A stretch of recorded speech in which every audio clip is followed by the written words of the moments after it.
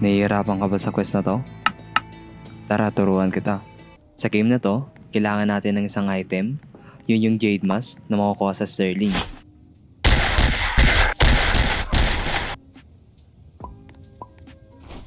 Dito, nakuha na natin yung Jade Mask. Mag-farm naman tayo ng auto at Macho Dancer. Ay, werewolf pala.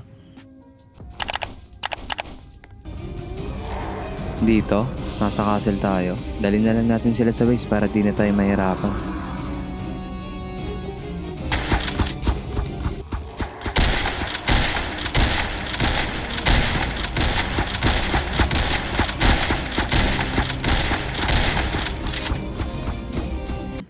Dito, ipunin lang natin yung werewolf at outlaw.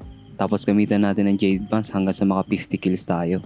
Ulit-ulitin nyo lang to guys hanggang sa makuha yung 50 kills.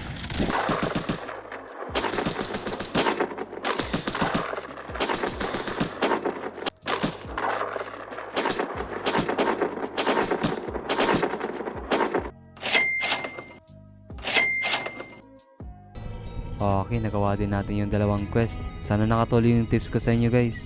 Huwag nyo kalimutang mag-like at subscribe. Follow nyo na din ako sa TikTok guys, Pandesal.